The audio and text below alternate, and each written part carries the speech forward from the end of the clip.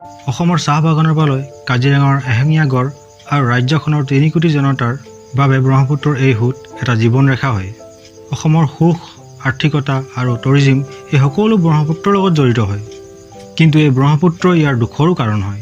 প্ৰত্যেক বছৰ অহা বানপানীত ব্ৰহ্মপুত্ৰই এই সকলো ছাৰখাৰ কৰি দি থৈ যায়। মানুহ, জন্তু, খেতি বাতি এই সকলোবোৰক ব্ৰহ্মপুত্ৰই প্ৰত্যেক বছৰে সুখ আৰু দুখ দুটাই দি থৈ যায়। নমস্কাৰ বন্ধুসকল, মোৰ নাম ৰাজ আৰু আসাম টিউব চেনেলটোলৈ আজি মই আপোনালোক সকলোকে স্বাগতম জনাইছোঁ। বন্ধুসকল, আজি মই কোনো টেকনিকেল ভিডিঅ' বা কোনো ব্লগ ভিডিঅ' বনাবলৈ গৈ থকা নাই। আজি এটা বিশেষ কাৰণত মই এই ভিডিঅ'টো বনাবলৈ গৈ আছোঁ, গতিকে ভিডিঅ'টো আপোনালোকে চাই থাকক। আজি মই অসম আৰু অসমত হৈ থকা বানপানীৰ বিষয়ে আপোনালোকক ক'বলৈ গৈ আছোঁ। তিব্বতৰ পৰা চিম্ফু হৈ যিখন নদী হিমালয়ৰ পৰা অৰুণাচল চুই অসমলৈ আহে, সেইখন নদীকে ব্ৰহ্মপুত্ৰ বোলা হয়। ভাৰতৰ একমাত্ৰ পুৰুষ নদী আৰু ইয়াৰ পাছত গলি যোৱা বৰফৰ লগত ই সম্পূৰ্ণ গতিৰে অসমত বৈ আহে। এইখন নদীৰ বিস্তাৰ ইমান ডাঙৰ যে ইয়াক স্পেচৰ পৰাও দেখা পোৱা যায়। এখন নদী যিখন নদীয়ে অসমৰ মাটি প্ৰত্যেক বছৰ পলসুৱা কৰে। এখন নদী যিখন নদীয়ে অসমৰ 8,000 হেক্টৰ ভূমি প্ৰত্যেক বছৰ খহাই লৈ যায়। 100তকৈ অধিক বেছি মানুহৰ প্ৰাণ লয় প্ৰত্যেক বছৰ, তাতকৈ বেছি প্ৰাণ লয় জীৱ জন্তুৰ।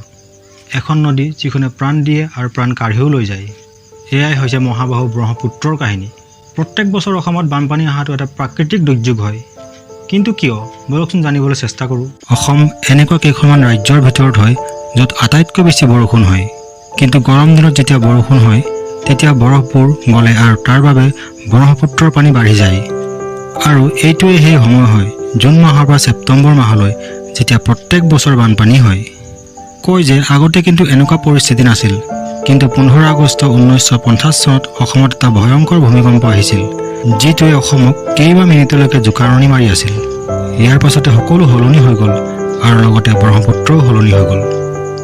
হাজাৰতকৈ অধিক প্ৰাণ গ'ল আৰু এইটো প্ৰত্যেক বছৰ নিয়তি হৈ পৰিল।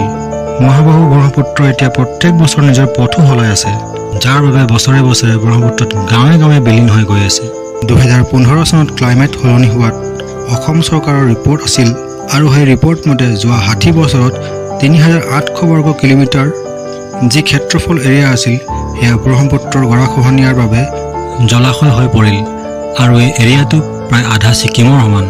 তেন্তে ভাবি চাওকচোন, চিভিল ইঞ্জিনিয়াৰৰ ৰিপৰ্ট অনুসৰি 1954 চনৰ পৰা 2008 চনৰ ভিতৰত অসমত 4,27,000 হেক্টৰ ভূমি ব্ৰহ্মপুত্ৰই ডুবুৱাই দিয়ে।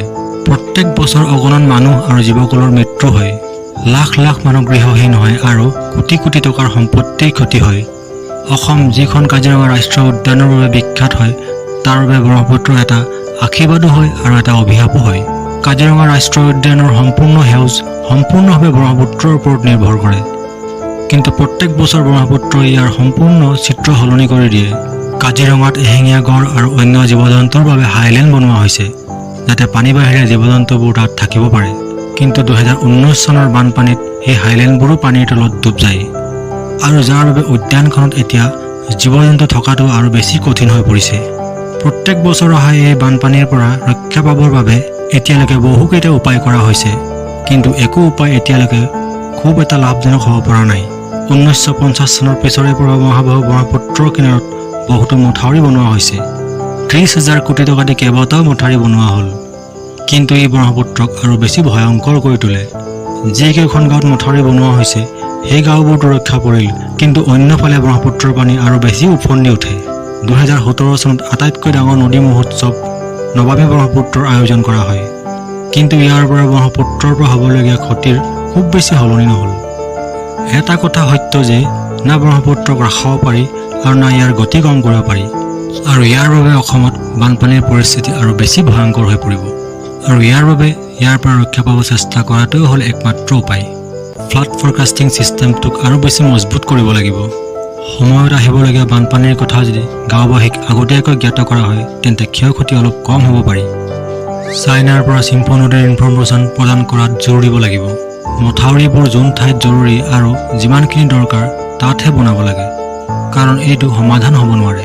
পৰিৱেশ আৰু গছ গছনিবোৰ বচাই ৰাখিব লাগিব, নহ'লে পৰিস্থিতি আৰু ভয়ংকৰ হৈ পৰিব। অসম এনেকুৱা এখন ৰাজ্য নহয় য'ত হাই ফাই টেকনিক দি সমাধান কৰিব পৰা যায় এই সমস্যাবোৰ। যিমানখিনি মই জানো, অসমৰ বানপানীৰ সমস্যা থাকিবই, কিন্তু জান প্ৰাণ আৰু বয় বস্তুৰ ক্ষতি কম কৰিব পৰা যাব। আৰু যদি ইমানখিনিও হয় তেন্তে ব্ৰহ্মপুত্ৰ শোকৰ সলনি আশীৰ্বাদ হৈ পৰিব। তেন্তে আজিলৈ ইমানে। আশা কৰিছোঁ আপোনালোকে ভিডিঅ'টো ভাল পালে আৰু যদি ভাল পালে তেন্তে প্লিজ লাইক শ্বেয়াৰ আৰু ছাবস্ক্ৰাইব কৰিব আৰু আসাম টিউব চেনেল চাই থকাৰ বাবে আপোনাক সকলোকে মই ধন্যবাদ জনাইছোঁ।